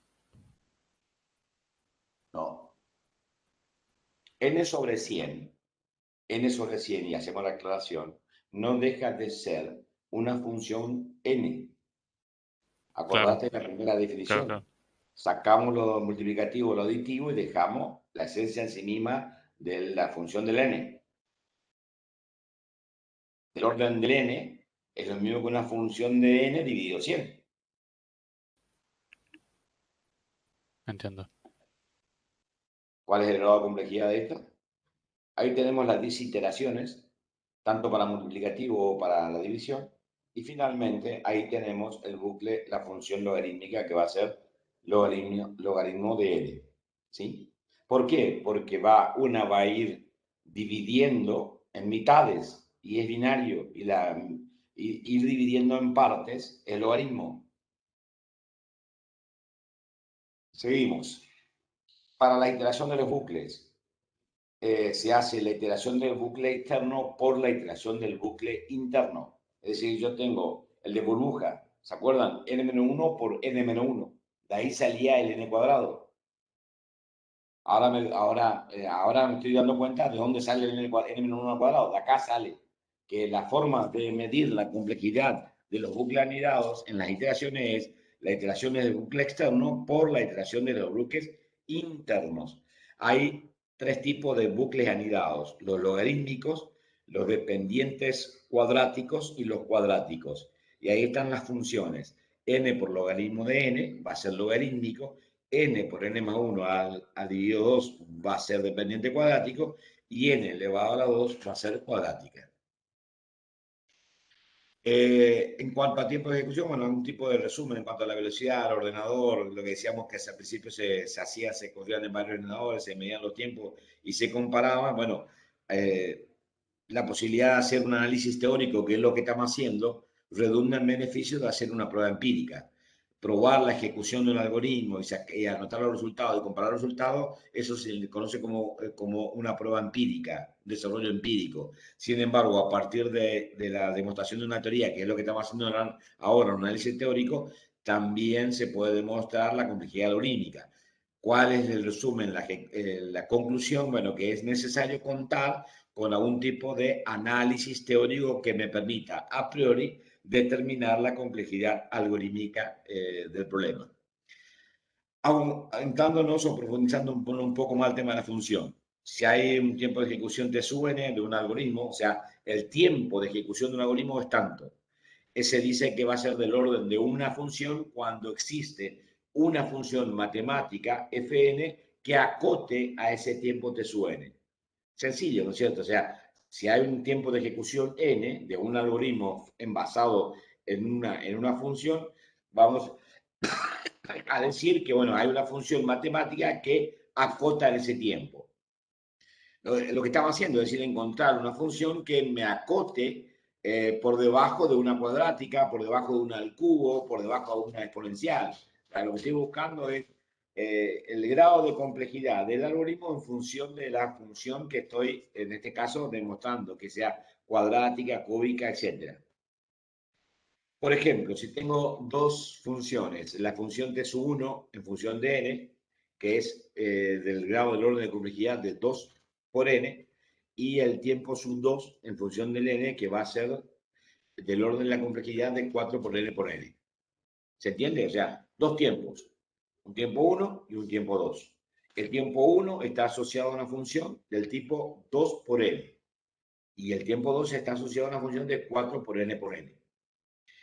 Le vamos a dar un valor 5 al n. En la primera función voy a tener 2 por 5, o sea, en este caso 10. En la segunda función voy a tener 2 por 5 por 5, que por supuesto me va a dar más, mayor. Entonces, en ese caso va a resultar que t sub 1 es más eficiente que t sub 2. ¿Por qué? Porque el valor del tiempo de t sub 1, que es 2 por 5, es menor que 4 por 5 por 5. En cuanto a la velocidad de crecimiento, yo tengo un t sub n que va a estar en función de la función de 100 por n, que es una función del tipo n por 2, o sea, n al cuadrado. Cuando los valores pequeños de n, o sea, 1000 n es mayor que n al cuadrado, se va comportando de una manera, pero cuando el n al cuadrado crece más rápido, con el cual n al cuadrado puede ser eventualmente la función más grande. Por ejemplo, ¿qué es lo que estamos diciendo? Si yo a n le doy un valor 1, voy a tener 1000 por 1. Si le doy el valor a la segunda función n, le doy al valor 1, voy a tener 1 al cuadrado. Vamos a hacerlo con 2 más sencillo. 1000 por 2, 2000. 2 por 2 a la 4, 4. Tiene un mejor comportamiento. Pero si el valor de n crece, la segunda función crece más rápida que la primera. Al decir que t sub n es igual al orden de complejidad de una función, se está garantizando que la función t sub n no crezca más rápida que la función f sub n. O sea, es una cota. Lo que estamos diciendo, ahí abajo está el ejemplo. Si n al cubo crece más rápido que n cuadrado, por lo tanto podemos afirmar que n cuadrado pertenece a la cota inferior de n al cubo. O sea, yo lo que intento encontrar es el orden de complejidad menor que me acota a la función de complejidad de ese algoritmo. Los principios de invariancia o el principio de invarianza. El principio de invariancia dice básicamente, sencillamente, más allá de la fórmula, no se preocupen tanto por mirar la fórmula, va a decir que si yo tengo dos programas y que esos dos programas tienen un tiempo de ejecución, cada uno de ellos, esos tiempos de ejecución van a variar en una constante siempre y cuando el grado de complejidad sea el mismo. ¿Está sencillo? O sea, yo tengo dos programas, le digo a dos de ustedes cualquiera, resuelven este problema, el mismo problema. Los dos me van a resolver el problema y el grado de complejidad de la solución que ustedes me plantean es del mismo orden. ¿Sí? Supongamos n cuadrático. ¿En qué va a variar un programa del otro programa? Varía simplemente en una constante. Es decir, que fulano de tal me puede decir que la solución del problema, el grado de complejidad del problema, es, es n al cuadrado más 3. Y el otro me va a decir que es n cuadrado más un medio. ¿Se entiende? O sea, que eso dice el principio de invarianza. Que si t sub 1 sub n y t sub 2 sub n son los tiempos de dos implementaciones de un mismo algoritmo, se puede comprobar que t sub 1 pertenece a una cota, t sub 2 pertenece a otra cota y que ambos van a variar en una sola constante. Otra cuestión que hay que tener presente es cuando trabajamos con un for, un bucle, un bucle, tenemos que ver el costo encubierto que trae un bucle. Vamos a pasar rápidamente a determinar ese costo encubierto. Fíjense, primero las declaraciones no van a consumir tiempo. Fíjense, están marcadas las líneas 1, 2, perdón, están marcadas las líneas 1, 2, 3 y 4, que son las que están dentro del for, diríamos, ¿sí? Tenemos una asignación, suma parcial igual a 0. Después está por fuera del for. En el for tenemos de for y j igual 1 hasta n. Ahí tenemos una suma que va a ser igual a la suma parcial más j por j por j. Y luego una asignación de suma parcial a sum, que va a ser la línea 3 y la línea 4. Bien, veamos los costos de cada línea. La línea 1 y 4 implican una unidad de tiempo. Fíjense, la línea 1 es suma parcial igual a 0. Esto tiene un costo de 1. La línea 4 es suma igual a suma parcial, tiene un costo de 1. Ahora, este costo de 1 es distinto a este costo de 1 porque este costo de 1, mejor digo, este costo de 1 y este costo de 1. Ambos están por fuera del for, diríamos. Luego está la línea 3. La línea 3, que es la instrucción que está dentro del for, va a consumir 4 unidades de tiempo. 1 el primer producto, 2 el segundo producto, 3 la suma y 4 la asignación. J por J por J, 2 más la suma parcial, 3. Todo eso guárdenlo en suma parcial, 4. 4 puntos de valor tiene esa instrucción de complejidad. ¿Lo van viendo? O sea que tengo 1 por fuera, otro por fuera y 4 dentro. Este 4 que está adentro, ¿cuántas veces se realiza? Se realiza n veces. O sea que realmente el costo de esta instrucción es 4 por n. ¿Lo ven, no es cierto? Sí, sí, sí, se ve. Bien. Vamos a la línea 2 ahora, la línea del for. Ahí hay un costo encubierto. ¿Cuál es el costo encubierto? Diríamos, primero tenemos un valor al inicializar, que va a ser, ¿cuántas veces va a inicializar? Una sola vez. Luego va a comparar para ir incrementando. ¿Cuántas veces va a comparar? ¿Sí? Va a ir testeando. N más un veces, o sea, una más hasta que se cumpla la condición. ¿Sí? Y finalmente va a ser el incremento. ¿Cuántas veces va a incrementar? Va a incrementar n veces. ¿Lo ven ese costo encubierto? O sea, la inicialización una vez, la comparación n-1 veces y el incremento n veces. ¿Sí? Todo eso es un costo encubierto que tiene esa instrucción for. Ahora bien, ese una vez de inicialización, n más 1 veces de comparación y n veces de incrementación, me va a dar como resultado 2n más n. Es sencillo, fíjense de dónde sale. Miren acá abajo, 1 de inicialización, n más 1 de comparación, n la cantidad de incrementación. Esto es 2n más 2. 2n más 2.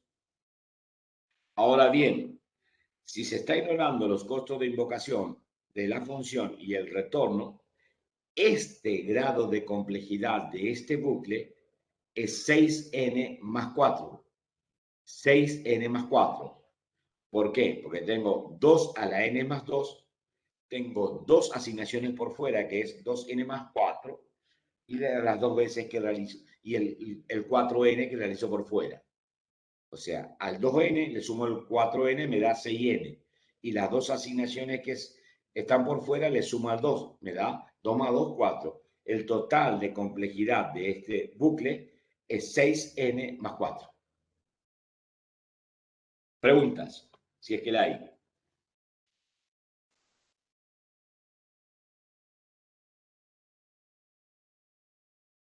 A los que están todavía, a los que quedan.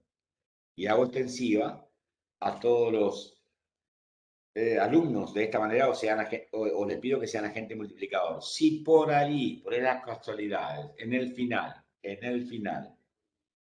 le toca este tema o hablamos de este tema, esto que hicimos recién va de cajón. De cajón. Ahí en in situ, en el momento, le escribo una instrucción y le digo, calculame los grados de complejidad. ¿Quedó claro? No es lo más Crystal sucio, clear, profe. ¿eh? Como el agua, como se dice. Lo dijiste en inglés, no escuché. ¿En inglés lo dijiste? Sí, sí, primero sí. Bien. No, lo que quiero es que le dije al principio, me enloquece tu tema. A mí me sobrepasa tu tema. Me intriga, me llama, me aboca. Le dedico tiempo también a trabajar sobre estos temas. Y quiero también despertar en ustedes el incentivo de interesarse por la eficiencia de los métodos algorítmicos. Entonces, con estas clases, esta iluminación y por supuesto estudiando un poco más, podemos estar en condiciones de decir, bueno, este conjunto de instrucciones o este pedazo de algoritmo tiene este grado de complejidad. Algunas cuestiones, así como para ir terminando, ya que tienen que ver con reglas generales. Los lazos incondicionales. En el tiempo de ejecución para los lazos incondicionales, a lo sumo va a ser el tiempo de ejecución de las sentencias que están dentro del lazo, incluyendo todo lo que sea testeo o comparaciones, multiplicada por la cantidad de iteraciones, lo que hicimos en el for. Para los lazos incondicionales o los anidados, se debe realizar el análisis desde dentro hacia afuera, o sea, miro el bucle interno y luego miro el bucle externo. Es decir, calculo la complejidad del bucle interno y luego calculo la complejidad del bucle externo. El tiempo total del bloque dentro de ese lazo anidado va a ser el tiempo de ejecución del bloque multiplicado por el producto de los tamaños de todos los lazos incondicionales. La tercera regla, el if then else. Dado un fragmento de código de la forma if condición haga S1 o haga S2, el tiempo de ejecución de esa instrucción va a ser el máximo del tiempo 1 o el tiempo 2 en ejecutar la instrucción S1 o ejecutar la instrucción S2. Es decir, S1 es un conjunto de instrucciones, S2 es un conjunto de instrucciones, calculo la complejidad de cada uno de ese conjunto de instrucciones y luego para determinar el fragmento, el tamaño de complejidad de ese fragmento if tal cosa o tal otra, va a ser el máximo de ambos. Para las sentencias consecutivas, si un fragmento de código está formado por dos bloques de un tiempo t1 y un tiempo t2, ambos dependientes de n, el tiempo total es el máximo de los dos anteriores. Reglas de cálculo de eficiencia, sentencias simples, bucles de sentencias, condicionadas, bucles, llamadas funciones, funciones recursivas. La sentencia simple, el orden de ejecución es una constante, o sea, del orden 1, llamar una función. La regla de cálculo de eficiencia en bloque de sentencias, el tiempo total de ejecución es igual a la suma de los tiempos de ejecución de cada una de las sentencias de bloques. El orden de eficiencia es el máximo de las órdenes. Las sentencias condicionales, el tiempo de ejecución de una sentencia condicional es el máximo del tiempo del bloque if y el tiempo del bloque else. Lo que vimos anteriormente, o sea, lo estamos de alguna manera recordando, repitiendo y asociando a los órdenes de complejidad. Si el bloque if es del orden fdn y el bloque else es del orden egdn, la sentencia condicional será el máximo de ambas funciones, de fn o egn. Es decir, tomar el máximo de las dos funciones. La regla de bucles. Tiempo de ejecución va a ser igual a la suma de los tiempos invertidos en cada iteración. Las llamadas de funciones. Si una determinada función P tiene una eficiencia del orden de Fn, cualquier llamada a P es del orden Fdn. O sea, las invocaciones. Y por supuesto, las funciones, calcular el grado de complejidad de cada una de las funciones. Las funciones recursivas, por allí son un poco más complejas. Creo que en lógica computacional hacen el trabajo con el profesor Julio Acosta, creo que hacen un trabajo un poco más exhaustivo en profundidad sobre el cálculo de la complejidad de funciones recursivas, pero la expresión de las funciones de complejidad de las recursivas son de t del valor de n-1 y más fdn, es decir, La función recursiva vale un valor para el caso base y tiene otro valor para el caso recursivo. Bueno, el grado de complejidad va a ser igual a la suma de ambos. Tienen ahí, bueno, detalle que, bueno, para resolverlo hay que expresar cada una de las iteraciones de la recursividad llegando hasta el caso base. Y ahí está un poco lo que expresábamos a mi derecha. El T sub n va a ser igual a 1 para cuando llegue al caso base o a 1 más Tn dividido 2 en caso de n más 2 para esta función. La función es que se hace en forma recursiva es n dividido 2. O sea, de vuelta, 1 cuando es el caso base o n dividido 2. Esta función va a ser las tantas veces como haga la recursividad hasta llegar al caso base. Y acá está la referencia o el reemplazo de los valores de n. Ahora ustedes, para terminar,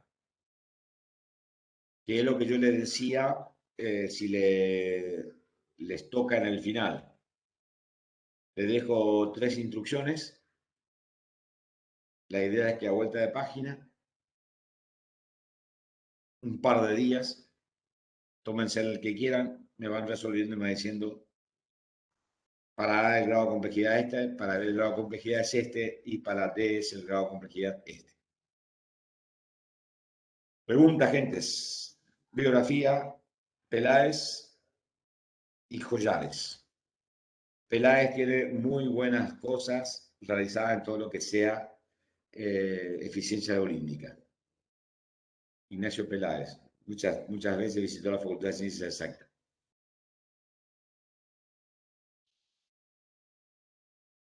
Preguntas.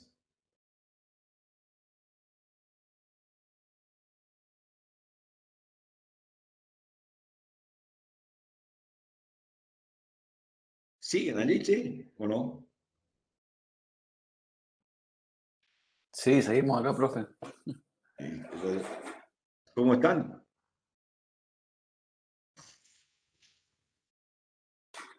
Un poco volado, literalmente. Al final también me perdí yo igual. Entre que sea viernes y todos los parciales y el tema La, este, por ejemplo, locos. a ver, la última parte, donde yo un poco fui recitando las sentencias, después cuando toman mate por medio y revisan el video y la plantilla de vuelta, se van a dar cuenta que es un corolario de todo lo que veíamos viendo. Simplemente repetimos sin palabra cada una de las cosas que fuimos explicando con anterioridad en cada uno de los casos. Ahí le puse el link para la asistencia. Bien, gente, si no hay preguntas, creo que la tarde tienen un merecido descanso por el fin de semana. Aquellos que vinieron en el parcial y saben que salieron bien, dedíquenle tiempo al proyecto integrador y hacer los cuestionarios en líneas. Los cuestionarios en línea me van ayudando para rendir el tercer parcial. El tercer parcial va a ser de esa forma. 40 y pico de preguntas en un tiempo determinado casi de media hora.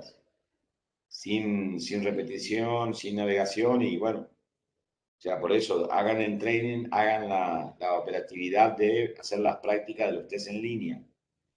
Aquellos que saben que aprobaron y aprobaron con 7 mayor o igual, dedíquenle tiempo al proyecto de integración y por supuesto ir leyendo los apuntes para el tercer parcial. La semana que viene, el viernes, que sería viernes 12, estamos rindiendo el segundo parcial, creo. El recuperatorio, el extraordinario sería el 16, el martes, y finalmente el viernes 19 sería, sí, estaríamos rindiendo el tercer parcial y ahí estaremos concluyendo. La semana que viene vamos a tener clase de teoría, que es el último tema, que es algoritmos complejos, o sea, estrategias algorítmicas complejas, que vamos a ver dónde lo acomodamos, si lo damos el mismo viernes como hoy, de acuerdo a la cantidad de gente que accede al recuperatorio del segundo parcial. No sé, también le pido a aquellos que todavía no lo hicieron, se extendió el tiempo hasta el domingo a la noche para hacer algún comentario sobre, o reflexivo, reflexión sobre el trabajo de la segunda entrega del proyecto integrador. Preguntas. ¿El tercer parcial va a ser múltiple choice o con preguntas abiertas o las dos cosas? Por eso que te digo, hermano, practicar los test de cuestionarios que están en la página. De ese tipo de preguntas van a ser múltiple choice, abierta, mover, imágenes, de todos los tipos que me presenta la plataforma Moodle. Por eso es que le pido que vayan y practiquen. Entonces, no sé, ese día no se encuentran con, ¿y esto cómo se resuelve? Ya lo saben, o por lo menos ya saben la operatividad de cada pregunta. En una pregunta, por ejemplo, es encontrar la palabra perdida. En otro, decir si es verdadero o falso. En otro es múltiple choice. En otro es colocar el texto correcto dentro de la definición. O sea, hay muchas alternativas en los cuestionarios de Moodle. Bueno, estos cuestionarios que lo hacemos al final de cada teoría tienen una práctica de esos tipos de preguntas. Esos tipos de preguntas es lo que se van a incluir en el tercer parcial. ¿Cuántas más o menos son? Y estaría en el orden de los 40, 40 y pico de preguntas, en media hora. En el caso, o sea, en el caso de que no apruebe, no hay recuperatorio, no hay nada, ¿no? No, el tercer parcial no tiene recuperatorio. El tercer No. parcial se aprueba o no se aprueba. O sea, se aprueba con 6 o más o no se aprueba. Ok, con 6 está Y la bien. nota promedio de la promoción es el promedio de nota de los parciales con la nota promedio del tercer parcial. O sea, se promedian primero, segundo y tercer parcial, diríamos. Ok, gracias, profesor.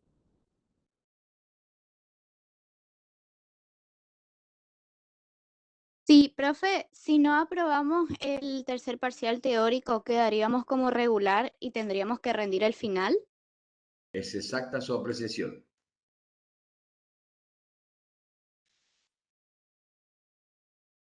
El final es oral, ¿no es cierto? El final, sí. El final primero, si es en forma virtual, se rinde un test cuestionario en línea de la misma modalidad que el tercer parcial, así un poco para entrar en calor, y después pasás a la sala virtual donde los profesores que estén te hacen preguntas sobre un tema particular o sobre algunos temas en particular del programa. Pero son de este tipo, como te dije yo, o sea, son oral, pero son prácticos, orales prácticos. O sea, yo te puedo decir, bueno, me estás hablando de eficiencia, bueno, te digo, decime cuál es el principio de embarazo. Bueno, vos me decís el principio de embarazo. Después le digo, bueno, definime lo que es la eficiencia, me definí lo que es la eficiencia. Bueno, dame un ejemplo de ¿por qué no es, por cuáles serían los algoritmos que son del tipo intratable? ¿Cuáles son las funciones? Y bueno, vos en cada uno le mandan una respuesta, listo. Bueno, ahora calculame el grado de complejidad de este trozo de algoritmo. Te doy un trozo y vos tenés que calcular. Todo el examen final de esta materia se presta para de alguna manera sea un feedback de ida y vuelta en cuanto a conceptos teóricos y prácticos. Ok, profe, gracias. ¿A ustedes? Van agitando su asistencia y bueno, buen fin de semana, buen descanso y cualquier comentario, se conectan, nos avisan a través del LAC o a través de los correos y estamos a su disposición. Buen descanso. Buen fin de, Buen fin, profe. profesor. Hasta luego. Igual ustedes. Chao, chao. Buen fin de profe, que Chao, descanse. profe. Chao, chao. Muchas gracias. Igual ustedes. Gracias. Tengo una consulta más, profesor, una más nomás. Consulte. ¿El tema del comentario es individual o grupal?